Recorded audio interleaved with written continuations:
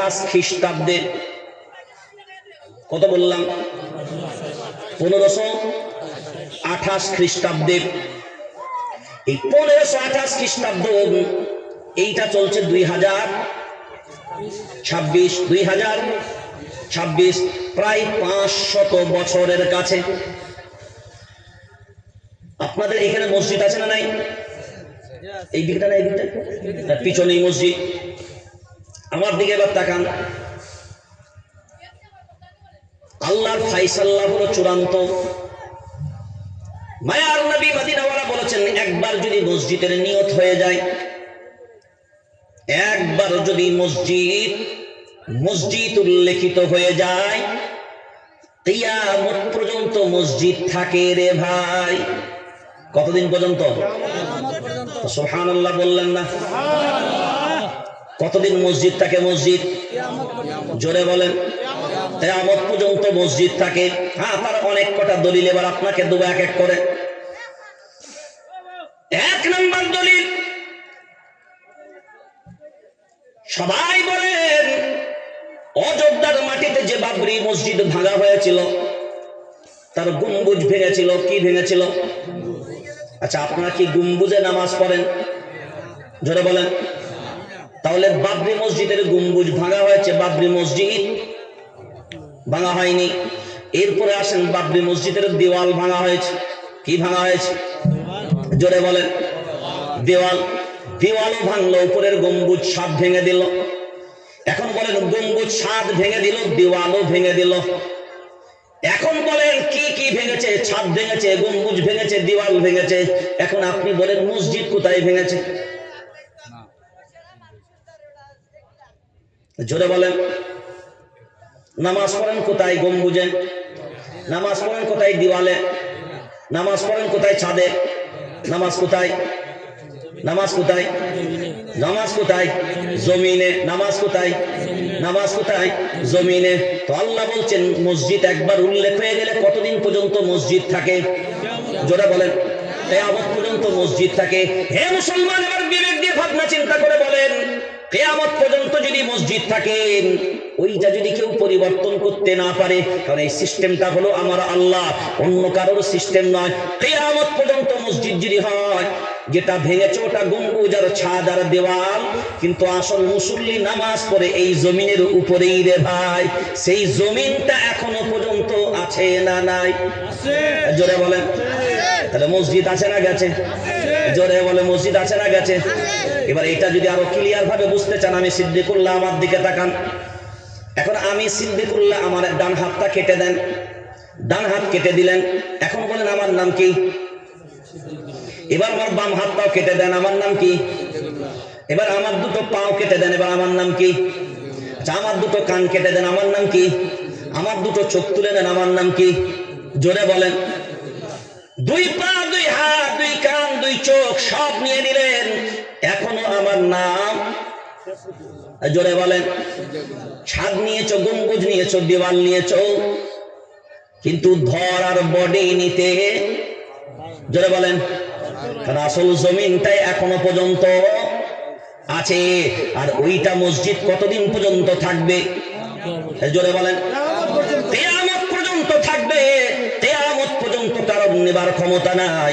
এবার মুসলমানদের জানা দরকার, যে জায়গাটাই বাবরি মসজিদ ছিল, ওইখানে কিন্তু কোনো ধরনের কোনো ধর্মস্থান হয়নি।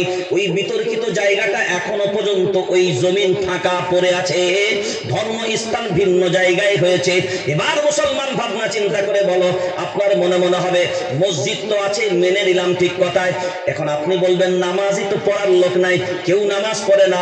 আপনার জানা নাই, তাই আপনি ধারণা করেন ফেরেশতা নামাজ পড়ে না? পড়ে না? জিন নামাজ পড়ে না? পড়ে না? আপনি আবাদ করেননি, ঠিক কথায়। আপনি নামাজ আদায় করেননি, ঠিক কথায়। কিন্তু আপনি নামাজ আদায় না করলে যে আল্লাহর জন্য কেউ নামাজ পড়ে না তা নয়। এই দুনিয়ার মানচিত্রের দিকে যদি কোনোদিন তাকায়, হয়তো আজও পর্যন্ত কোনোদিন গবেষণা মূল্যায়ন আপনারা করেননি। আপনাদের এলাকায় গরু আছে না নাই? ছাগল আছে না নাই?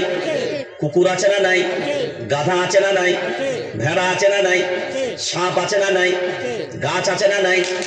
ওরে মুসলমান, জিন্দেগিতে কোনোদিন মূল্যায়ন করে গবেষণা ভাবনা চিন্তা করেননি। ওই জায়গার উপরে আল্লাহ ফেরেশতাদেরকে জিনেদেরকে দিয়ে আল্লাহ নামাজ পড়িয়ে নিতে পারেন। কারণ আল্লাহ আপনি শুধু নামাজ পড়বেন একা, আপনি শুধু রুকু করবেন একা, আপনি শুধু সাজদা করবেন একা, না না, প্রত্যেকটা কুকুরের দিকে তাকান, প্রত্যেকটা গরুর দিকে তাকান, প্রত্যেকটা ছাগলের দিকে তাকান, প্রত্যেকটা চতুষ্পদ জানোয়ার যারা চারটা পায়ে হেঁটে হেঁটে চলেন তাদের মাথাগুলো কোন দিকে থাকে? জোরে বলেন। সব মাথাগুলো ঝুঁকে থাকে না উঁচু থাকে? জোরে বলেন। আপনি যখন রুকুতে যান তখন আপনার মাথা কোথায়, উঁচুতে না নিচুকে? জোরে বলেন, জোরে বলেন। প্রত্যেকটা কুত্তা আল্লাহ এদের এমন বানিয়েছে, ওরে কুত্তা হতে পারিস ঠিক কথায়, তুই সারা জীবন রুকুর হালতে থাকবি। আমি আল্লাহ তোকে রুকুর হালতেই সৃষ্টি করে দিলাম। গরু তুই রুকুর হালতে থাকিস, ছাগল তুই রুকুর হালতে থাকবি, সব তোরা রুকুর হালতে থাকবি। সাপ এই প্রাণীগুলো মাটির সাথে মাথা নত করে চলে, আর মাথা নত করার নাম হলো সাজদা। আমি সাপ আল্লাহ বানিয়েছি, এরা রুকুর হালতে থাকবে, তোরা সাজদার হালতে থাকবি। এই সাপ মাটির জমিনের সাথে চলে তাই নয়, এ মাটির জমিনের সাথে চলে, আল্লাহর তাসবিহ পাঠ করতে করতে থাকে। গরু তারা রুকুর হালতে থাকে। রুকুর হালতে দেখবেন আপনারা যখন রুকু করেন তখন কি অবস্থা হয়? কোমর, পিঠ, মাথা সমান তো। গরুকে দেখেন, ভিড়িয়েছেন কোনোদিন? মূল্যায়ন করেছেন? গবেষণা করেছেন? করেননি। এবার রুকুর হালতেও কাউকে আল্লাহ রাখেন, কাউকে সাজদার হালতে রেখেছেন। আবার দুনিয়ার সব গাছপালাগুলোকে দেখো, এরা সবাই দাঁড়ানো অবস্থায়, কম অবস্থায় দণ্ডায়মান আছে।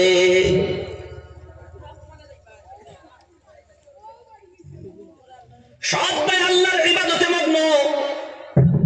শুধুমাত্র আল্লাহর ইবাদতে মগ্ন হতে পারে না কারা? জোরে বলেন। ওরে কুত্তাও 24 ঘন্টা আল্লাহর ইবাদতে কাটায়, গরু 24 ঘন্টা আল্লাহর ইবাদতে কাটায়, গাছ 24 ঘন্টা আল্লাহর ইবাদতে কাটায়। কারণ গাছের প্রত্যেকটা পাতায় আল্লাহর তাসবিহ পাঠ করে, গাছের প্রত্যেকটা পাতায় আল্লাহর তাসবিহ পাঠ করে। হে মুসলমান, আপনি বিবেক দিয়ে ভাবনা চিন্তা করে দেখেন, এই মসজিদ কার ঘর? জোরে বলেন। আচ্ছা, আল্লাহর ঘর কি আপনি কোনোদিন মানেন? জোরে বলেন, আল্লাহর ঘর বলে কি কোনোদিন মানেন? মসজিদের সাথে সম্পর্ক রাখে যারা, জারুল্লাহ হয় তারা। কিরুল্লাহ হয়? জোরে বলেন। জারুল্লাহ মানে আল্লাহর প্রতিবেশী। জারুল্লাহ মানে আল্লাহর, আল্লাহর প্রতিবেশী। কারণ ঘর কার? আল্লাহ। ঘর কার? আল্লাহ। আপনাদের এলাকায় ঘর আছে না? ঘর আছে না নাই? আপনার পাশের বাড়ির লোক যারা হয়, আপনাদের বাড়ি যাতায়াত করে না? করে না? করে। প্রতিবেশীর লোক যাতায়াত করে না অন্য কেউ? জোরে বলেন। এই যে পাশের বাড়ি প্রতিবেশী, তারা যাতায়াত করেন, এরা যেমন প্রতিবেশী হয়, আল্লাহ বলে আমার ঘরে যারা যাতায়াত করে তারা আমি আল্লাহ আমার প্রতিবেশী হয়। আর নবী বললেন শুনে রেখে দাও, নবী বললেন শুনে রেখে দাও, লা ইয়াদখুলুল জান্নাতা মান লা ইয়ামানু জারুহু বাওয়াইকা। নবী বললেন শুনে রেখে দাও, যারা প্রতিবেশীর প্রতি, যাদের দ্বারায় তাদের প্রতিবেশী নিরাপদে থাকে না, আমি নবী বললাম তারা কখনোই জান্নাতে যাবে না। নবী ভিন্ন জায়গায় বলেন, আল্লাযী লা ইয়ামানু জারুহু বাওয়াইকা, যারা প্রতিবেশী যাদের দ্বারাই নিরাপদে থাকবে না, আমি নবী বলে দিলাম তারা ঈমানদার, ঈমানদার, ঈমানদার হবে না। আর আল্লাহ বলেন আমার ঘরের সাথে সম্পর্ক রাখে যারা, জারুল্লাহ হয় তারা, আমি আল্লাহ আমার প্রতিবেশী হয় তারা। আর প্রতিবেশীর প্রতি দয়া মায়া করার দায়িত্ব আমার রাসূল যখন বলেছে, আমি আল্লাহ আমার প্রতিবেশীর সাথে কিভাবে দুর্ব্যবহার করতে পারি, ওই জন্য কিয়ামতের ময়দান যখন হবে আল্লাহর গোলাম, আমার প্রতিবেশী আমি আল্লাহ আমার ঘরের সাথে কিয়ামতের ময়দানে উঠবে। আজ আমাদের মাঝখানে অনেক ক্ষেত্রেই মনে হয় আমাদের না, মসজিদের সাথে সম্পর্ক রাখা এটা এমন কোনো ব্যাপার নয়। মসজিদের সাথে সম্পর্ক রাখা এমন কোনো ব্যাপার নয়। মসজিদ এটা পরিষ্কার করা অনেক কঠিন জিনিস। আজকে আমরা মসজিদ পরিষ্কার পরিচ্ছন্নের জন্য কাদেরকে দায়িত্ব দিই? মুয়াজ্জিন নির্ধারিত করি। মসজিদ পরিষ্কারের জন্য আলাদা লোক রাখি। একবারের জন্য কোনোদিন মূল্যায়ন করে দেখি না এই ঘরটা হলো আল্লাহর ঘর। আগেকার জামানায় হতো কি, যে যত বড় মসজিদের খাদিম হতো সেই মসজিদের জিম্মাদার হতো। যারা যত বড় মসজিদের খাদিম হতো তারাই তত বড় মসজিদের জিম্মাদার হতো। কারণটা কোথায়? কিয়ামতের ময়দান, পুলসিরাতের পর যখন সামনে থাকবে, যারা আল্লাহর প্রতিবেশী যারা হবে, আল্লাহ তাদেরকে বলবে পুলসিরাতের পুল পার হও। যখন তারা পার হতে যাবে, আল্লাহ তাদেরকে বলবেন তোমরা এমনি কেন পার হও? তোমাদের যানবাহন গেলে সাথে নাও, তোমাদের যানবাহন গুলোকে সাথে নাও। ওই ব্যক্তিরা বলবে আল্লাহ যানবাহন গুলো কোথায়? আমাদের মোটর সাইকেলও নাই, গাড়িগুলো নাই, চার চাকা গুলো নাই, যেইগুলো আমাদের দুনিয়াতে যানবাহন ছিল। আল্লাহ বলে গাড়ি নাই, বাস নেই, ঠিক আছে, মোটর সাইকেল নেই, সাইকেল নেই, চার চাকা নাই, গাছ নাই, সবই নাই, ট্রেন নাই, ফ্লাইট নেই। তোমাদের যানবাহন আজকে ওইগুলো না, যেখানে তোমাদের যাতায়াত ছিল। তোমরা আমার প্রতিবেশী ছিলে, আজকে তোমাদের সাহায্য করার, কারণ সেই দিনকে তোমরা আমি আল্লাহ আমার সাহায্য করেছো প্রতিবেশী হিসাবে। আজকে আমি আল্লাহ আমার দায়িত্ব হলো তোমাদেরকে সাহায্য করা আমার প্রতিবেশী হিসাবে। তোমাদের সাথে আমি প্রতিবেশী দুর্ব্যবহার করব না। তোমাদের আজকে যানবাহন হলো ওইগুলো, মসজিদগুলোকে তাদের সামনে হাজির করা হবে। কোনগুলোকে হাজির করা হবে? যারা বলেন এবার মসজিদগুলো যখন হাজির করা হবে, এই মসজিদের সাথে সম্পর্ক রেখে চলেছিল যারা, এই মসজিদের সাথে সম্পর্ক রেখেছিল যারা, এদেরকে সামনে যখন মসজিদ হাজির করা হবে, মুয়াজ্জিন সাহেবকে ডাক দেওয়া হবে। আজকে মুয়াজ্জিন সাহেবকে তো আমরা মনে করি একেবারে একটা চাকর রেখেছে। সামান্য ময়লা ঝুলা থাকলেও কমিটি আসার একবার করে ডাক দিয়ে চলে যায়।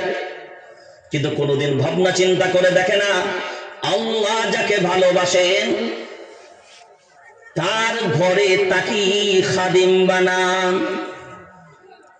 কারণ রবের ঘরের নিরাপত্তাটা সব থেকে বড় নিরাপত্তা। এক জায়গায় একজন মুয়াজ্জিন সাহেব, খুব আল্লাহওয়ালা মানুষ, মাগরিবের সময় একজন বাইরে থেকে মুসাফির আসে, আসার পরে তার সামনে দাঁড়িয়েছে, উনি খাওয়ালেন, পান করালেন সবকিছু। ব্যক্তিটাকে দেখে মনে হলো সত্যিকারে খুব ভালো ব্যক্তি। মুসাফিরকে খানা টানা সবকিছু খাইয়ে দেবার পরে এরপরে মুসাফিরকে বলছে, ভাই খানা টানা খেয়ে নিয়েছো, এই মসজিদে থাকার কিন্তু কোনো স্থান নাই, তুমি খাওয়া দাওয়া করেছো, এখান থেকে চলে যাও। ওই ব্যক্তি তখন বলে, ভাই একটু কি ব্যবস্থা আমার করা যাবে না? না না, একটু ব্যবস্থা করা যাবে না, তুমি এখান থেকে চলে যাও, রাত থাকার কোনো অপশন নাই। ওই ব্যক্তি ওখান থেকে চলে গেল ঈশার নামাজের পরে পরে, সবাই বাড়ি চলে গেছে। মুসাফির মানুষ বলল, এই ব্যক্তিটা আমাকে বারণ করলো কেন? খাওয়ালো তো মেহমান হিসাবে খুব ভালো করে, চেহারাটা দেখেও মনে হলো লোকটা তেমন বদমাইশ না, কিন্তু আমাকে রাত্রে থাকতে দিবে না, কথা বললো কেন? ওর মনের ভিতরে রহস্য উদ্ঘাটন করার ভাবনা চিন্তা আসে। ঈশার নামাজের পরে সবাই চলে গেছে, এরপরে দেখে মসজিদের সব দিকের তালাগুলো বন্ধ, অন্ধকার মসজিদ। ও যখন দরজার ফাঁক দিয়ে উকি মেরে দেখে ওই ব্যক্তি মসজিদের মুয়াজ্জিন, মসজিদের ভিতরে আল্লাহ আল্লাহ বলে জিকির করে। সেই ব্যক্তি বলে, আমি লক্ষ্য করে দেখলাম যতবারই আল্লাহ বলেন পুরো মসজিদটা যেন আল্লাহর নূরের তাজাল্লিতে পুরো আলোকিত হচ্ছে। এবার ওই ব্যক্তি ফজর পর্যন্ত দৃশ্য দেখে। ফজরের নামাজে যখন ওই মুসাফির আবার জামাত, তখন আবার মুয়াজ্জিন বলে, ভাই তোমাকে না বলেছিলাম এই মসজিদে থাকা যাবে না, তুমি ছিলে কোথায় বলো? ভাই তুমি আমাকে বারণ করলে ঠিক কথাই, তুমি চেয়েছিলে আমার পরিচয়, তুমি তোমার পরিচয় আমার কাছে গোপন করবে, কিন্তু ভাই আমি পারিনি। সারা রাত্রি এই মসজিদের ধারে দরজার ফাঁক দিয়ে সব দৃশ্যগুলো দেখেছি, তোমার সাথে কি ব্যবহার করেছে আমার আল্লাহ। এখন ওই ব্যক্তি বলে, ভাই দুনিয়ার কাউকে শোনাও না। আর আমাদের মাঝখানে বর্তমান সময়ে এমন হয়, আমি একটু পীর হয়েছি। কি হয়েছে যারা বলেন? এখন নামের পিছনে যদি পীর লিখতে পারা যায়, মনে করবো ওরে বাপ রে বাপ। আমাকে যদি বর্তমানে কেউ বলে এখন পীর বলে কেউ আছে, তো আমি আমার নজরে দেখতে পাই না।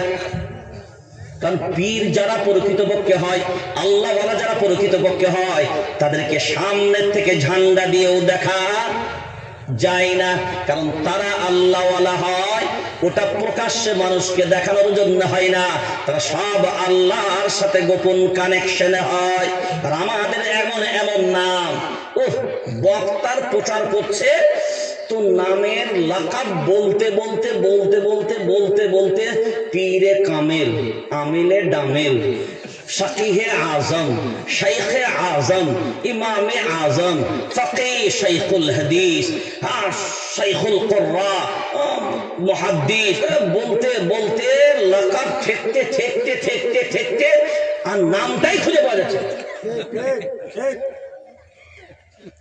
আমাদের মানুষ মনে করে যত লাকাব বেশি তত দাম বেশি। হাফেজ লাগাও, বক্তাদের নামের পিছনে নামিয়ে দিল হাফেজ, কারি, মোল্লা, মুফতি, বলে হ্যাঁ হুজুর প্রচার করতে হবে, তবে তো মান আসবে।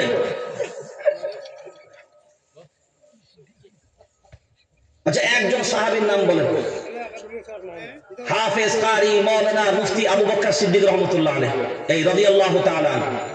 হাফেজ, কারি, মাওলানা, মুফতি, মুহাদ্দিস ওমর ফারুক রাদিয়াল্লাহু তাআলা নাকি? আচ্ছা ইমামে আজম আবু হানিফা রাহমাতুল্লাহ আলাইহি, হাফেজ, কারি, মাওলানা, মুফতি, ফকি, মুহাদ্দিস, মুখাতিব, মুসান্নিফ, মুরাকিব, মুজাদ্দিদ সব লাগিয়ে দিয়ে ইমাম আবু হানিফা রাহমাতুল্লাহ আলাইহি নাকি? বড় যেগুলো আছে ইমাম বুখারী রাহমাতুল্লাহ আলাইহি, ইমাম যারা বলেন পিছনে কিছু লাগিয়েছেন। আর আমাদের গুলো চুনোপুটি লিখতে শিখেছে, আবার হ্যান্ডবিলেও লিখছে পীরে কামেল। পীরে কামেল কাকে বলে? আর সব থেকে বড় পীরকে? এই পীর বর্তমান সময় না, হ্যাঁ আহলে হক পীর যারা, কোনো আপদ নাই, কোনো সমস্যা নাই। প্রকৃত আল্লাহ ওয়ালা যদি হয়, প্রকৃত পীর হয়, প্রকৃত বুজুর্গ হয়, তার বায়াত গ্রহণ করতে কোনো সমস্যা নাই। এই দুনিয়াটা তো পীরেই খেয়েছে, দুনিয়াটা কিসে শেষ করেছে? আমাদের পশ্চিমবাংলায় একটা জায়গায় পীর আছে, লাড্ডু পীর। কি পীর? লাড্ডু পীর। তো আমি গিয়ে সেখানে জলসায় গেছি, তাই লাড্ডু পীরটার ব্যাপারটাই বুঝলাম না। বললো হুজুর লাড্ডু পীরের অর্থ হলো ওর যারা মুরিদ হবে তাদের বউদেরকে দিয়ে পার্টি পাবে। তুমি মুরিদ হতে পারবে না জীবনে। জান্নাতের সনদ দিচ্ছে তারা, মৃত্যুর পরে তাদের কাফনের ভিতরে একটা সনদ লাগিয়ে দেয়, সার্টিফিকেট। বলে কি ব্যাপার এটা? বলে যখন ফেরেশতা আসবে করে এটা বের করে দিবি। চলছে, এই জাতি তো মানছে না কথা বলো। আমি যে বললাম গাদ্দার কোথায়, এই জাতি তো মানছে, এই জাতি তাদেরকে প্রাধান্য দিয়েছে। প্রকৃত পীর যদি তুলতে যাও, আল জান্নাতু তাহতা আকদামিল উম্মাহাত, তোমার মায়ের পায়ের তলায় চলে যাও, এই হলো তোমার সবথেকে বড় পীর। তোমার আব্বার পায়ের তলায় চলে যাও, এই হলো তোমার সবথেকে বড় পীর। মায়ের খোঁজ নাই, খবর নাই, বাপের খোঁজ নাই, খবর নাই। আর পীরের দরবারে গেলে হাদিয়ার ভান্ডারের কম নাই। মানুষ মনে মনে শুধু লাগিয়ে দিতে পারলেই হলো। আর আমাদের মনের মাঝখানে এমন হয়, পীর কামিল লাগাবে, এ মনে মনে ভাবে আমি একটা হয়েছি। এতদিন কিছু হয় বা না হয়, কি বলে একটা একটা হয়েছে, হ্যাঁ হয়ে হয়ে একটাও কিরামতি নাই, সব ফুস।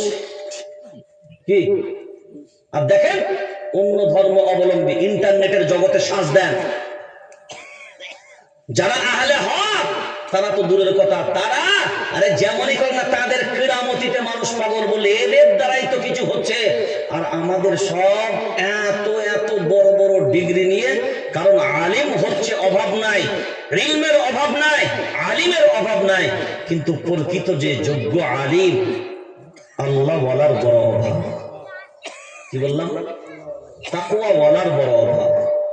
আর যার কারণে আমাদের সমাজে এটাই ঘটেছে, ওয়াতাআওয়ানু আলাল বিররি ওয়াত তাকওয়া ওয়া লা তাআওয়ানু আলাল ইসমি ওয়াল উদওয়ান। সে তাকওয়া বলে কোথায়? সব শর্তের জায়গায় দাঁড়িয়ে আছে। তো মসজিদ ওয়ালাদের সামনে কি আনা হবে? মসজিদকে হাজির করা হবে, মুয়াজ্জিন সাহেবকে বলবে সামনে যাও। আর যে ইমামগুলোকে মসজিদ থেকে তাড়ানোর দায়িত্ব আপনারা কমিটিরা নেন, কথাতে ইমাম সাহেব তোমার ছুটি। এই যে ইমাম সাহেবদেরকে যারা তাড়ানোর কারবার করেন, এরা কোরআনের দুশমন। জোরে বলেন কার দুশমন? জোরে বলেন কথাটা, কার দুশমন? কোরআনের দুশমন, কোরআন ওয়ালাদের দুশমন, আল্লাহর দুশমন। কার দুশমন? জোরে বলেন, নবীর দুশমন। যে মেম্বারটা মসজিদে আছেন ওই মেম্বারটা আল্লাহর পক্ষ থেকে নয়, ওই মেম্বারটা নবীর মেম্বার। কার মেম্বার? জোরে বলেন। ওই মেম্বারেই না নবী দাঁড়িয়েছিল, ওই মেহরাবেই না নবী দাঁড়িয়েছিল। যে মেম্বারে যে মেহরাবে নবী দাঁড়িয়েছিলেন ওই মেম্বারেতে ইমামরা দাঁড়ায়, ওই মেহরাবেতে ইমামরা দাঁড়ায়। আপনার নবী ওই মেম্বার দিয়ে গেছে, ওই মেহরাব আপনার নবী দিয়ে গেছে। আজকে তার বিরোধিতা যখন আপনি করেন, আপনি কার দুশমন? নবীরও দুশমন। কার দুশমন? আর নবীরও দুশমন। এগুলো কোনোদিন মূল্যায়ন করে আমরা ভাবি না। এবার দেখেন কিয়ামতের ময়দানে মুয়াজ্জিন সামনে, কারণ ইনি আহ্বানকারী। এবার ইমামকে রাখা হবে সামনে, এবার বলবে সব মুসল্লিদেরকে ডাক দাও। সব মুসল্লিরা মসজিদে জড়ো হবেন, ইমামকে সামনে বলবে দাঁড়াও। ইয়াউমা নাদউ কুল্লা উনাসিন বিইমামিহিম, ইমামের নেতৃত্বে পুরো ইমামরা, পুরো মুক্তাদি সামনে পিছনে দাঁড়িয়ে যাবে। এবার ইমামের নেতৃত্বে মুয়াজ্জিনকে বলবে আগাও। কোথায়? ওয়া ইম মিনকুম ইল্লা ওয়ারিদুহা কানা আলা রাব্বিকা হাতমান মাকদিয়া সুম্মা নুনাজ্জিল লাযীনা ইত্তাকাও ওয়া নাযারু যালিমিনা ফিহা জিসিয়া।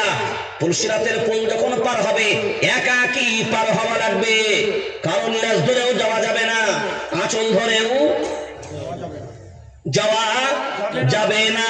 আল্লাহ বলছে ওই সময় জারুল্লাহ, আমার প্রতিবেশী হবে যারা। কারণ কিয়ামতের ময়দানটা আমি আল্লাহ আমার সামনে, আর এরা দুনিয়াতে আমি আল্লাহ আমার প্রতিবেশী ছিল। সেই দিন কিন্তু আমি এদের সামনে ছিলাম না, এরা কিন্তু আমি আল্লাহ আমার ঘরের দিকে খেয়াল করেছে। এরা সেই দিনকে আমি আল্লাহ আমার ঘর আবাদ করেছে, সেই দিনকে আমার প্রতিবেশী ছিল। আজকে আমার প্রতিবেশী যখন আমার কাছে এসছে, আমি আল্লাহ তার সাথে আমি প্রতিবেশীর ব্যবহারটা কেমন আজকে আমি আল্লাহ দেখাবো। মুয়াজ্জিন সামনে, ইমামকে দাঁড় করানো হবে, সব মুক্তাদি পেছনে। কোন মুক্তাদি পেছনে? যারা ইমামের পিছনে থাকতো এই মুক্তাদিগুলো পিছনে দাঁড়াবে। দাঁড়ানোর পর আল্লাহ বলবেন হুকুম দিলাম যাও, এই মসজিদ আজকে যানবাহনের কাজ করবে, এই মসজিদের উপরে চাপো আর পুলসিরাতের পুল বিদ্যুৎ গতিতে পার হয়ে যাও। কোন মসজিদ? এই মসজিদটা তো নয়, এইটা বাদ দিয়ে বলছি। সব মসজিদ এটাও পড়বে তার মধ্যে?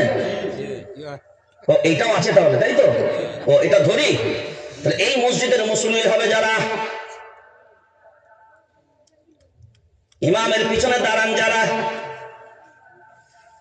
কিয়ামতের ময়দানে পুলসিরাতের পুল পার হবে তারা, আর ইমামের বাঁশ দেন যারা।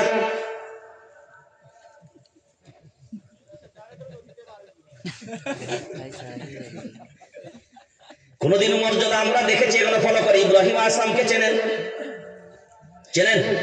হজে কেউ গেছেন? মাকামে ইব্রাহিম বোঝেন? ওয়াত্তাখিযু মাকাম ইব্রাহিম মুসাল্লা। মাকাম ইব্রাহিমটা চেনেন না? ওয়াত্তাখিযু মিন মাকামি ইব্রাহিম মুসাল্লা। মাকামে ইব্রাহিম, ইব্রাহিমের মাকাম, যে পাথরটার উপরে দাঁড়িয়ে আল্লাহর ঘর নির্মাণ করেছিল, যে পাথরটার উপরে দাঁড়িয়ে আল্লাহ পাথরটার মর্যাদা এত দিলেন, এই পাথরের উপরেই দাঁড়িয়ে যখন আমার ঘর নির্মাণ হয়েছে, এই পাথরের দাম এত বেশি। ও হাজী, তুমি যদি হজ করতে যাও, মাকামে ইব্রাহিমের সামনে দাঁড়িয়ে যাও, 2 রাকাত নামাজ আদায় করে নাও। ইব্রাহিম আলাইহিস সালাম, তোমার দাম কোথায়? কারণ তুমি আল্লাহর ঘর নির্মাণ করেছো, ওই জন্য আমি আল্লাহ তোমাকে সম্মান দিয়েছি। কত শুধু নবী বানিয়েছি তা নয়, খলিলুল্লাহ উপাধি দিয়েছি তা নয়, জাতির পিতা লাকাব দিয়েছি শুধু তাই নয়, তোমাকে পুরো মানব জাতির আমি ইমাম বানিয়েছি। ওয়া ইযিবতালা ইব্রাহিম রাব্বুহু বিকালিমাতিন ফাতাম্মাহুন ক্বালা ইন্নী জাইলুকা লিন-নাসি ইমামা, লিন-নাসি ইমামা, লিন হারফে জার ব্যবহার করেছে প্রথমে, লিন-নাসি ইমামা, লিন-নাসি মানুষের জন্য, ইমামা আমি আপনাকে ইমাম বানিয়ে দিলাম। আপনাকে নবীর লাকাব দিয়েছি যথেষ্ট না, খলিলুল্লাহ লাকাব দিয়েছি যথেষ্ট না, আপনাকে জাতির পিতা বানিয়েছি যথেষ্ট না, আমি আল্লাহ আজকে আপনাকে পুরস্কৃত স্বরূপ পুরস্কার দিলাম। কোনটা? লিন্নাসি ইমামা, জাতির ইমাম বানিয়ে দিয়ে পুরস্কৃত করলাম। এই মসজিদ আমরা আল্লাহর ঘর যদি মূল্যায়ন করে দেখতাম, আমরা আল্লাহর বান্দা, খুব লক্ষ্য করে দেখেন, এই মসজিদে আল্লাহ আজানের ধ্বনি এই মসজিদ থেকে আসে না। কোথা থেকে? কোথেকে আসে? বলছে যারা প্রকৃত পক্ষে আল্লাহর প্রকৃত পক্ষে বান্দা হবে, বলছে বান্দারা তো এমন হবে, আল্লাহ ডাকার আগেই বান্দা রেডি থাকবে। আল্লাহ ডাকার আগেই বান্দা, যারা বলে কোন বান্দা যদি আজানের আগে আগে মসজিদে চলে যায়, আর এটা যদি তার আমল হয়, আল্লাহ বলবে আমার বান্দা আমার জন্য কতটা অ্যাডভান্স, আমি ডাকার পূর্বে আমার বান্দা আমার জন্য তৈরি আছে। তো আমি ডাকার পূর্বে যদি আমার বান্দা তৈরি থাকে, আজ কিয়ামতের ময়দানে আমার বান্দার ভাবনার আগে আমিও আল্লাহ আজকে আমার চূড়ান্ত সিদ্ধান্ত জান্নাত ঘোষণা করব। সুবহানাল্লাহ, নারায়ে তাকবীর, নারায়ে তাকবীর। হযরত মাওলানা শেখ সিদ্দিকুল্লাহ সাহেব, হযরত মাওলানা শেখ সিদ্দিকুল্লাহ সাহেব। এবার লক্ষ্য করে দেখেন যে এই মসজিদের সাথে সম্পর্ক রেখে আপনার মনে হচ্ছে যে এই মসজিদের সাথে সম্পর্ক রেখে আমার দিন আমার সময় সব শেষ। এই মসজিদের সাথে সম্পর্ক রাখলে আপনার লাকাব হচ্ছে জারুল্লাহ, আপনি আল্লাহর প্রতিবেশী। কার প্রতিবেশী? কার প্রতিবেশী? জোরে বলেন, আপনি কার প্রতিবেশী হবার সুযোগ পাচ্ছেন? কেন?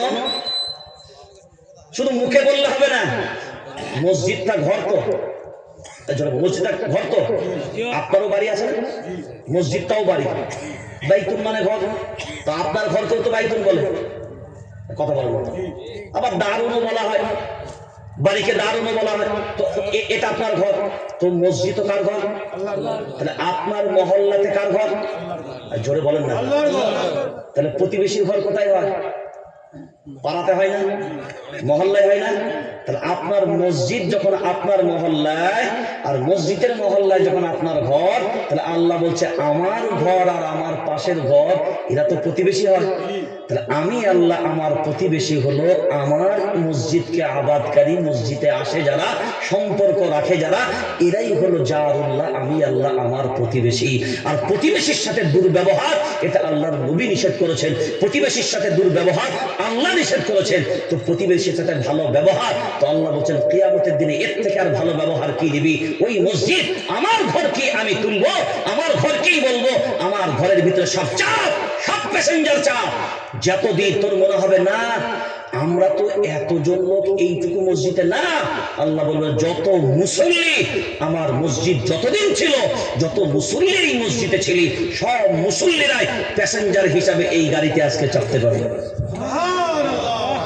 এই না হয় যে দুডিবে ব্লক হয়ে গেছে বলে আর চাপার কোনো সিন নাই, আল্লাহ সব যোগ্যতা সেই দিনকে দেবে কিয়ামতের ময়দানে। তাহলে এবার আপনি ভাবনা চিন্তা করে বলেন, সেই মসজিদকে আবাদ করার দায়িত্ব কাদের? জোরে বলেন, জোরে বলেন, কাদের দায়িত্ব? এরপর আপনার মনে মনে হবে, হ্যাঁ আমরা তো নামাজ পড়ি, হ্যাঁ 5 ওয়াক্ত পড়ি না, কিন্তু জুম্মা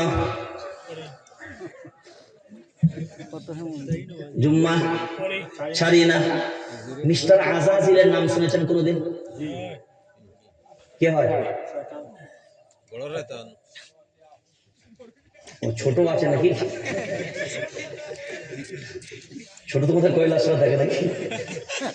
আচ্ছা, আজাজিলের নাম শুনেছেন? নাম শুনেছেন তো? হ্যাঁ, আজাজিল এত সাজদা করেছে। কে?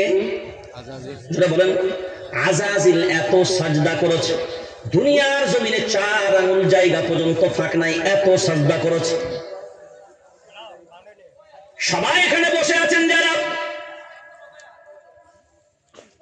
وَإِذْ قُلْنَا لِلْمَلَائِكَةِ اسْجُدُوا لِآدَمَ فَسَجَدُوا إِلَّا إِبْلِيسَ أَبَى وَاسْتَكْبَرَ وَكَانَ مِنَ الْكَافِرِينَ। সবাই আমরা কম বেশি জানি এই আজাজিলকে আল্লাহ সাজদা করতে বলেছে। জোরে বলেন, কি শ্রদ্ধা করতে? কি করতে? সাজদা। বলেন, কি করতে? সাজদা করতে। কি করতে? সাজদা করতে। এখন বলেন, কয়টা সাজদা করতে বলেছিল? জোরে বলেন, সবাই বলেন। একটা। কাকে সাজদা করতে বলেছিল? আদম আলাইহিস সালামকে। আদম আলাইহিস সালামকে একটা সাজদা করার অর্ডার আল্লাহ দিলেন। 10টা 20টা না, একটা সাজদা। কয়টা? একটা। শয়তান বলল, এই আজাজিল বলল, আনা খালাকতানি মিন নারিন ওয়া খালাকতাহু মিন তিন। ও বেটা আবার এত কায়দা মারতে গেল। আল্লাহ বলছে একটা সাজদা কর, ঝামেলা মিটে যাবে। ও বলছে নরমালে সাজদা করব, তা হবে না। বেটা আবার আল্লাহর সামনে গিয়ে আবার ডায়লগ বাজি করে বলে, আনা মানে আমি, খালাকতানি মিন নারিন ওয়া খালাকতানি মিন তিন। আমি বেটা ওকে সাজদা করব। কয়টা সাজদা করে নাই? তাড়াতাড়ি বলেন। একটা সাজদা করে নাই। এখানে যতজন মানুষ বসা আছেন রাগ করেন না। প্রত্যেক দিন কয়টা করে সাজদা ফরজ? প্রত্যেক দিন কয়টা করে সাজদা ফরজ?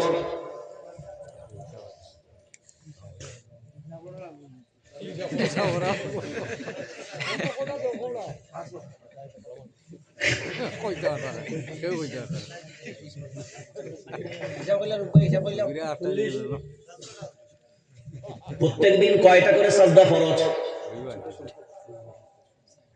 সারা দিনে 5 ওয়াক্ত নামাজ ফরজ। কয় ওয়াক্ত? জোরে বলেন। 5 ওয়াক্ত। 17 রাকাত নামাজ ফরজ। কয় রাকাত? 17 রাকাত নামাজ ফরজ। প্রত্যেক রাকাতে কয়টা করে সাজদা? জোরে বলেন। 2টো করে সাজদা। এখন 3 রাকাত ওয়াজিব বিতির। 3 রাকাত ওয়াজিব বিতির। 3 দুগুণে 6, তাহলে 17 আর 3 20, 20 দুগুণে 20 দুগুণে 40। তো প্রত্যেক দিন কয়টা করে সাজদা ফরজ? সবাই জোরে বলেন। কয়টা? 40টা। এবার যতজন মানুষ এখানে বসে আছেন, আল্লাহ যখন সাজদা করার আদেশ দিলেন একটা। কয়টা? একটা। যখন আদেশ দিলেন তখন তার নাম ছিল আজাজিল। কি নাম? জোরে বলেন, কি নাম? আজাজিল।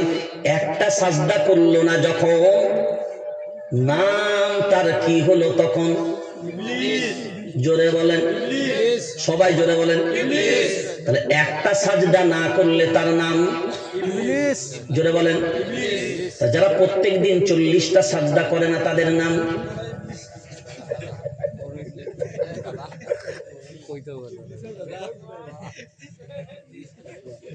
একটা সাজদা না করলে যদি তার নাম ইবলিস হয়, তাহলে প্রত্যেক দিন যারা 40টা সাজদা করে না তাদের নাম কি হওয়া উচিত?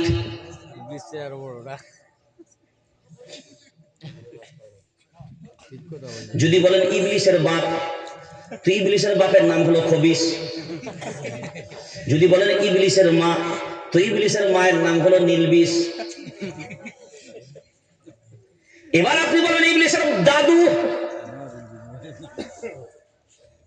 খুঁজে পাবো না কোথাও গিয়ে কদু। এখন ইবলিসের বাপ, তাহলে একটা সাজদায় যদি ইবলিস হয়, তাহলে দুটো সাজদা না করলে বাপ হবে, তিনটে সাজদা না করলে দাদু হবে, চারটা সাজদা না করলে পরদাদু হবে, পাঁচটা না সাজদা করলে তার পরদাদু হবে। এখন বলেন 40টা পর্যন্ত যেতে গেলে কোনো সম্পর্ক ঠেকাতে পারবে না। একটা সাজদা না করলে যদি চার আঙুল জায়গা থাক নাই, তারও নাম যদি ইবলিস হয়, আপনি বিবেক দিয়ে মূল্যায়ন করে দেখেন, আপনার জীবনে একটা দিনের সাজদা নয়, তাহলে একদিনের যদি 40টা সাজদা, 2 দিনে 80, 3 দিনে, এখন 1 সপ্তাহ যদি হিসাব করেন, আর কি আসবে মুখে হাসি। এখন বলেন তার নাম যদি আজাজিল থেকে চেঞ্জ হয়, একটা সাজদা করনি, তোর নাম ইবলিস, তাহলে আমি যখন প্রত্যেক দিন 40টা সাজদা করেনি, আমার নাম কি গোলাম রসুল? আমার নাম মোহাম্মদ গোলাম কিবরিয়া। কল বলেন বলেন বলেন, আমার নাম কলাইনি আব্দুল্লাহ। বলেন বলেন, একটা সাজদা না করলে যদি নাম চেঞ্জ, যে বাড়িতে কুত্তা থাকে ওই বাড়িতে রহমতের ফেরেশতা, জোরে বলেন, শুনেছেন না শুনেন নাই? একটা বক্তা বলে কি ফ্যাসাদে পড়ে গেছে। বক্তা স্টেজে বলেছে, যে বাড়ির দরজায় কুত্তা থাকে রহমতের ফেরেশতা ঢোকে না। একজন রহমতটা শুনতে পায় না, শুধু ফেরেশতারা শুনতে পেয়েছে। ও এসে বলছে, হুজুর এতদিন পরে আমাকে বাঁচালে তুমি। যে কেন, কি ব্যাপার? তুমি যে বললে ফেরেশতা ঢোকে না, একটা কুকুর না হুজুর, আমার চারিদিক দিয়ে সব কটা কুকুর পেশে রাখবো, আজরাইল ঢুকে কোন দিকে দেখবো। মনে করে রহমতের ফেরেশতা ঢোকে না, ও মনে করে আজরাইলও ঢুকতে পারবে না। ও বেটা, বুলেট প্রুফ গাড়ি, বুলেট প্রুফ যা আছে, আইনামা তাকুনু ইউদরিকুমুল মাউত ওয়ালাউ কুনতুম ফি বুরুজিন মুশাইয়াদা। ঠেকানো যাবে না। কুল ইয়াতাওয়াফাকুম মালাকুল মাউতিল্লাযী উকিলা বিকুম। ওর হাত থেকে বাঁচানো সম্ভব হবে না। ওই জন্য বলেছিলাম, শুনে রেখে দাও, যে চেয়ারে আপনি বসে আছেন ওই চেয়ারে কিন্তু একদিন ইন্দিরা গান্ধীও বসেছিল, ওই চেয়ারে কিন্তু রাজীব গান্ধীও বসেছিল। চেয়ার কিন্তু আছে, রাজীব গান্ধী নাই। ওই চেয়ারে একদিন অটল বিহারী বাজপেয়ীজিও বসেছিলেন, তিনি নাই, চেয়ার কিন্তু আছে। আপনি যদি মনে করেন চেয়ার থাকবে, হ্যাঁ চেয়ার কিন্তু থাকবে, আপনিও একদিন থাকবেন না। এটাই হলো দুনিয়ার সিস্টেম। ইন্নাকা মাইয়িতুন ওয়া ইন্নাহুম মাইয়িতুন। হ্যাঁ, আল্লাহর নবীকে লক্ষ্য করে আল্লাহ এই কথা বলেছিলেন। যারা বলে না জিন্দা নবী, হ্যাঁ অবশ্যই জিন্দা নবী, কিন্তু সেটা বারজাখী জীবনে, এই দুনিয়ার জীবনে নয়। বারজাখী জীবন হলো আলাদা, দুনিয়ার জীবন হলো আলাদা। হ্যাঁ, আল আম্বিয়া ও আহইয়াউন ফি কুবুরিহিম ইউসাল্লুন। নবী বলেছেন, শুনে রেখে দাও, দুনিয়ার জমিনে যত নবী পয়গম্বর আল্লাহ পাঠিয়েছেন, সবাই কবরের ভিতরে জীবিত, এবং ইউসাল্লুন, তারা নামাজ আদায় করেন। এখন আপনাদের মনে হচ্ছে নবীরা যদি কবরে গিয়ে নামাজ আদায় করে, তার উম্মতরাও কি কম নাকি? আমরাও গিয়ে মনে হয় নামাজ চালাবো? সে সুযোগ আমাদের নাই। তার মনে রেখে দেবেন, আল্লাহর গোলাম, সাজদা করার একটা জায়গা হয়, আপনি সাজদা করবেন না, আল্লাহ সাপকে দিয়ে সাজদা করিয়ে নেবে। আপনি রুকু করবেন না, কুত্তাকে দিয়ে আল্লাহ রুকু করিয়ে নেবে। আপনি দাঁড়াবেন না আল্লাহর সামনে, আল্লাহ গাছকে দিয়ে তার কওম আদায় করিয়ে নেবে। হে মুসলমান, বিবেক দিয়ে ভাবনা চিন্তা করে যদি দেখি, এই জায়গায় মসজিদের আজান হয়, আজান ধ্বনি শোনার পরে তো হিন্দু ভাইরা মসজিদে আসে, জোরে বলেন, হিন্দু ভাইরা আসে না? আচ্ছা, এই এলাকার গরু ছাগলগুলো মসজিদে আসে, জোরে বলেন, আসে না? মাশাআল্লাহ, ছাগলগুলো আসে না, গরুগুলো যেগুলো ঘেউ ঘেউ করে ওইগুলো আজান শুনে এগুলো আসে। তাহলে আজান শোনার পরে মসজিদে আসে না কারা?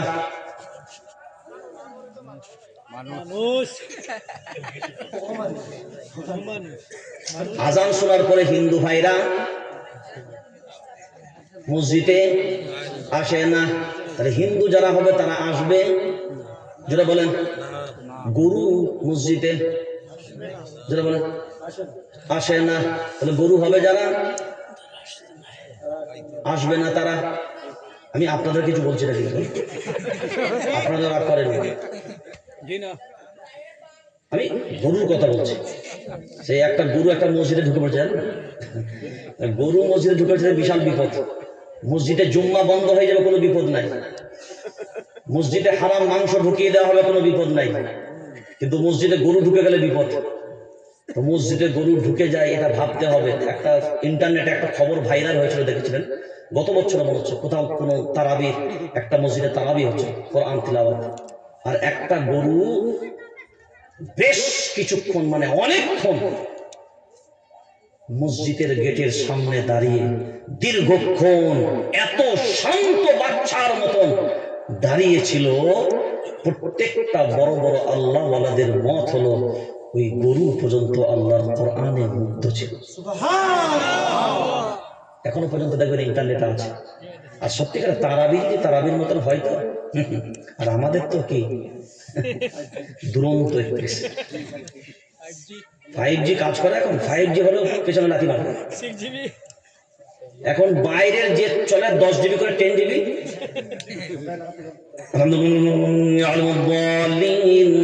শুধু লাস্টে জানো ইয়ালামুনটা তালামুনটা শোনা যায়। কি লাস্টে জানো ইয়ালামুনা তালামুনটা শোনা যায়। যত গতির হাফেজ হবে বলবেন নাম্বার 1 হাফেজ, আর যত ধীমে হবে এত মালগাড়িটাকে ধরলিয়েছিস। হ্যাঁ, না কিছু বোঝা যায় না কিছু শোনা যায়। বরঞ্চ আমাদের মসজিদগুলোতে যদি ধরে তারাবিওয়ালা হয়, এখন যদি সে পরে ওইরকম তারাবি, আলহামদুলিল্লাহি রাব্বিল আলামিন আর রহমানির রহিম মালিকি ইয়াউমিদ্দিন ইয়াকা না'বুদু ওয়া ইয়াকা নাস্তাঈন ইহদিনাস সিরাতাল মুস্তাকিম সিরাতাল্লাযীনা আন'আমতা আলাইহিম গায়রিল মাগদুবি আলাইহিম ওয়ালাদ-দাল্লিন। পিছন থেকে মুসল্লি বলবে তাড়াতাড়ি কেটে বল। একদিন যদি কোন রকম চালাতে পারে তো আলহামদুলিল্লাহ, দ্বিতীয় দিন বলবে মালটাকে কে এনেছিস বল। আমাদের বর্তমানে যা চলে এই জন্যই আমাদের অবস্থা। কোরআন যদি কোরআনুল কারীমের মতন তিলাওয়াত করা হয় রে আল্লাহর গোলাম, অবশ্যই অবশ্যই অবশ্যই কোরআনুল কারীম এমন একটা কিতাব, ওটা মেলার প্যান্ডেলে হলেও সবাই কান দিয়ে জোরে বলেন হ্যাঁ, অনেকের জ্বালা ধরবে, কারণ কোরআন সব জায়গায় হবে, কথা বলে না। কিন্তু মনে রাখা দরকার, যেখানে সব ধর্মগ্রন্থ পাঠের মাঝখানে কোরআনুল কারীম যদি তিলাওয়াত হয়, আল্লাহ না জানি ওই কোরআনের বরকতে অনেক মানুষের দিলের ভিতরে হিদায়াতের আওয়াজ জেগে দিতে পারে। কি হিদায়াতের আওয়াজ জাগিয়ে দিতে পারে কোরআন, এমন একটা জিনিস।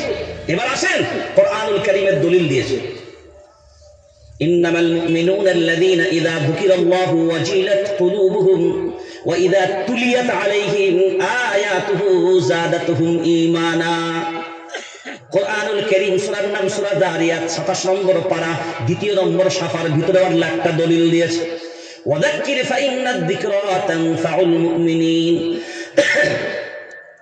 কোরআনুল কারীম সূরার নাম সূরা কফ 26 নম্বর পারা 19 নম্বর শাফা সূরা কফের লাস্টেও আল্লাহ একটা দলিল দিয়েছে, ফাযাক্কির বিল কুরআনি মান ইয়াখাফু ওয়াঈদ। আল্লাহু আকবার বলেন। আল্লাহু আকবার। হ্যাঁ, মানুষ শুধু ভুল ধরার জন্য রেডি। কিসের জন্য? তুই তো পড়বিও না, পড়তেও দিবি না। আমেরিকায় একটা কনফারেন্স হয়, সব ধর্মীয় গ্রন্থ তিলাওয়াত হবে। তখন কারি আব্দুল বাসিত রাহমাতুল্লাহ আলাইহি, শাইখুল কুররা, সমস্ত কুররাদের শাইখ, তিনি বেঁচে ছিলেন। সব ধর্মের মানুষ সব ধর্মগ্রন্থ এক এক করে পাঠ করে যায়।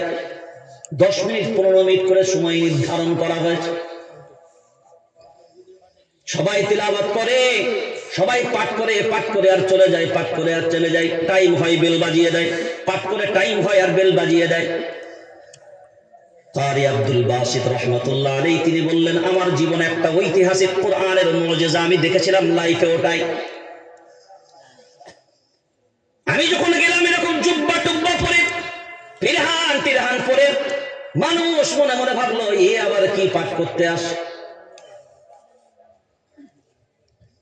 কারি আব্দুল বাসিত সাহেব রহমাতুল্লাহ আলাইহি, আপনারা জানেন গানের যেমন 7টা সুর হয়, গানের 7টা সুর হয়, কিরাতেরও 7টা সুর হয়, ধাঁচ হয়।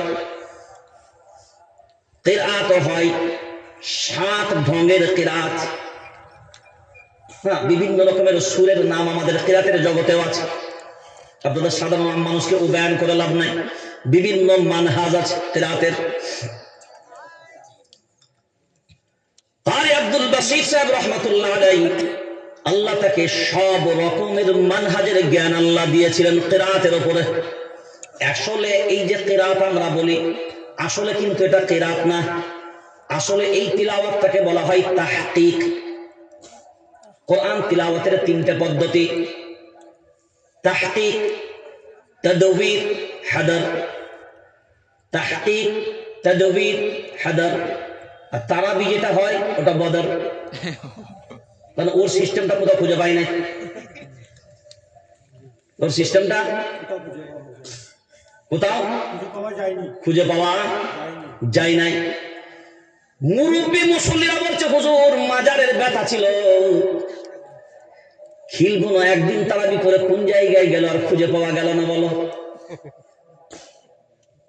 কারণ কার সাথে ও বলছে আমি যে রুকু থেকে উঠে সাজদায় যাব, ইমাম সাহেবের একটা সাজদা হয়ে রেডি, ও যাবে একটা, ও টেনশনে পড়ছে এবার আমি কি করব।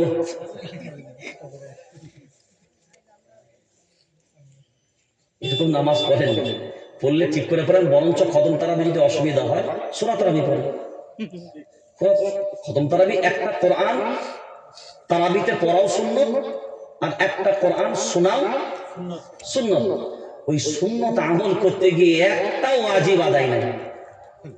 কি কোন লোক তো আবার তারাবিতে আমি আর দেখালাম না, সে লুঙ্গি তুলে রেডি হয়ে আছে, লুঙ্গি তুলে রেডি, মানে যেন যাবার সময় গতিটা এমন থাকবে যেন হট করে সেটে সুটে না যায়, তাহলে কোথায় ফেরে ফুরে যাবে, ও মাল আগে থেকে তুলে তাহলে রেডি হয়ে আছে।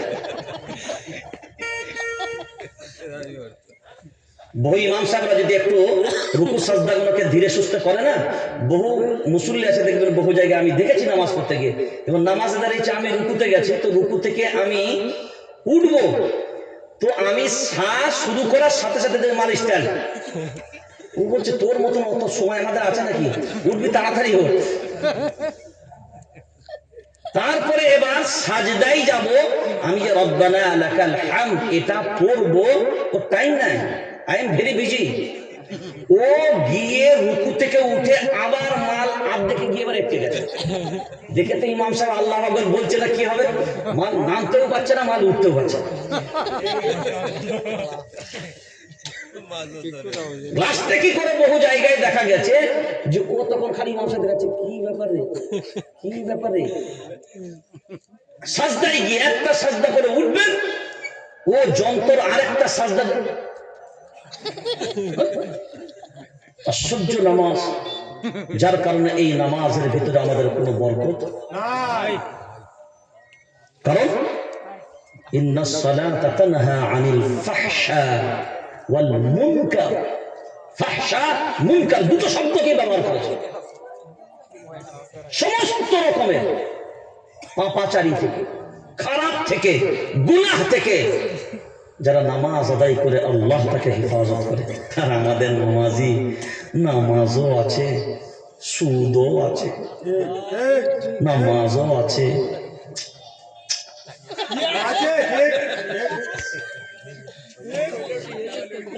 দেখেন বিড়ি খাওয়া যায়, বিড়ি আপনারা দম ভরে খাবেন, আমি আজকে ফতোয়া দিয়ে গেলাম, হ্যাঁ অন ক্যামেরায় বলছি, শুধু টেনে খাবেন না, রান্না করে খাবেন, সেদ্ধ করে খাবেন, কষা খাবেন, যেমন করে পারবেন রান্না করে খাবেন, শুধু কি টেনে খাবেন, টেনে খাবেন না। আপনারা কোনোদিন জানেন না এগুলো।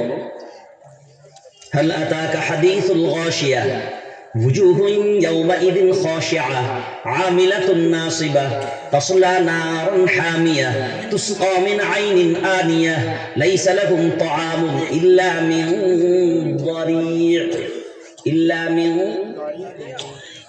এদেরকে বলতে বলবো দড়ি লিয়াই গলায় ধরি ইল্লা মিন দরিয়া। হ্যাঁ, মিন দরিয়া, মিন দরিয়া, লাস্টে একটা আইন আছে। এই দরিয়া মানে হলো জাহান্নামের প্রথম খাদ্য। জাহান্নামের বলেন, হ্যাঁ, জাহান্নামে যে জাহান্নামীদেরকে প্রথম খাদ্য দেওয়া হবে তার নাম হলো দরিয়া। আর দরিয়াটা হবে আগুন যুক্ত। কি যুক্ত? জোরে বলেন।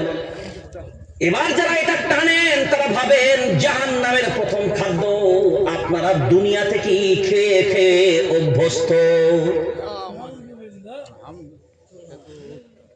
মূল্যায়ন করবেন। আর দেখবেন দুনিয়াতে যত পশু আছে, গরু, কুত্তা, ছাগল, ভেড়া, গাধা যা আছে, সবাই দেখবেন একদিকে খায় একদিকে বের করে। হাসতেছেন। এদিকে খায় আর ওদিকে আপে যায়, ডাউনে বেরোবে। কি আপে যায় খেতে খেতে। গরু দেখবেন খড় খায় পিছন দিকে মাল ছাড়ে। ছাগলও খায় খেতে খেতে পেছন দিকে ছাড়ে। আমি কিন্তু কৈলাসরের কথা বলছি, নামটা গ্রামের নামটা নিয়ে দিই, জানো এখন কাল সকাল পর্যন্ত থাকতে হবে। হ্যাঁ, উত্তর বরবন্দ জামে মসজিদ এই এলাকার কথা কিন্তু আমি বলছি না, আমার কলকাতার কথা বলছি। এটা বাঁচার জন্য আর কি সেফটি বেলটা লাগিয়ে দিলাম। তুমি তো সবকিছু বলে দেবে। আচ্ছা চলেন মাশাআল্লাহ। তো এবার লক্ষ্য করে দেখেন, আমাদের কলকাতায় আমরা দেখেছি বহুজনাকে, এরা যখন বাথরুমের অফিসে যায়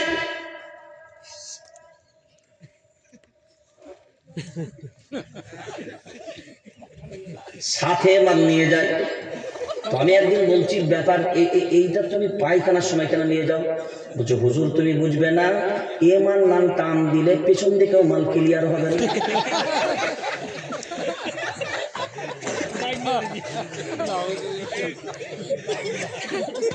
চিন্তা করেন, আরে অভ্যাস খারাপ ভাবেন না। গরুতে খায় আর পিছনে ছাড়ে, এখন বলেন আমিও খাই আর আমিও বলে বলে বলে বলে আমিও খাই আর আমিও ছাড়ি। আচ্ছা একটা হাদিস আমাকে দেখান, আর বাথরুমে বসার সুন্নতের মাঝখানে এই টানাটা কোন সুন্নত আমাকে বলেন। বিড়ির কথা বাদ দেন, বাথরুমে বসার একটা সুন্নত আছে না? কি? প্রথমে লুঙ্গি সাপটে পুরো কোমর পর্যন্ত গুটিয়ে নেওয়া এক নম্বর সুন্নত। হ্যাঁ, সাঁসা যখন পিসাবখানায় বসে তো আবার পিসাবখানায় ঢুকার সময় বলছে পিসাবখানার নোংরা জায়গার টুপিটা নিয়ে যাবো, টুপিটা খুললে আবার চাচা পকেটে পুরো পিসাব করা ঢুকছে। বলে ছিচি ছিচি, কুত্তাতেও মুতে আমিও মুতবো আর আমি মুতবো টুপি পরে। চিন্তা করেছেন টাটা কতটা চাচা জ্ঞানী?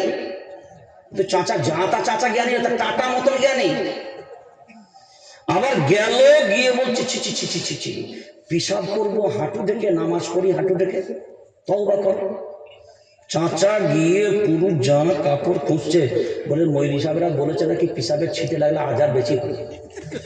এমন সাটা সেটে বসেছে, পিছন দিকে হেলিকপ্টার সব। ফরজের কোনো হুঁশ নাই, ও বলছে সুন্নতটা। চিন্তা করে দেখেছেন? এই আদবগুলো মসজিদের ইমাম সাহেব যারা আছেন তাদেরকে বলবো, মুসল্লিদেরকে বসানো দেখাবেন। কাপড়টা কিভাবে, একটা ভিতরে পায়জামা পরে নেবেন, পায়জামা পরে নিয়ে কোন একটা ছেলেকে, ছোট ছেলেকে দেখাবেন, তার ভিতরে একটা কোনো পায়জামা পরে নেবে, পায়জামা পরে নিয়ে উপরে একটা লুঙ্গি পরাবেন, লুঙ্গিটা পরিয়ে নিয়ে মাল লুঙ্গিটা তুলবেন, তাহলে পিছন তো সব ঠিকঠাক থাকবে। হ্যাঁ, ভিতরে কিছু পড়াবেন, না হলে তো বাস আর দেখতে হবে না। এবার লুঙ্গিটা কতটা তুলবে, কিভাবে লুঙ্গিটা খুলবে, এইটা মুসল্লিদেরকে প্র্যাকটিস করা, এটা ইমামদের দায়িত্ব। কারণ মুসল্লিরা তো বলবে যে আমাদের তো জীবন, ওই যে বললাম কাকে বাপ বলে, এই যে চাচাকে। এখন যদি আমি বলি না চাচা ও লুঙ্গি তোলা যাবে না, তখন কি বলবে? ও কি করবো, মেনে নিতে হবে, কিন্তু দিল থেকে ওর খটকা লেগেই থাকবে। ওই জন্য এগুলো প্র্যাকটিস হওয়া দরকার, এইগুলো প্র্যাকটিস হওয়া দরকার। হ্যাঁ, কোথায় বাম হাতটা রাখবে, ডান হাতটা কোথায় রাখবে।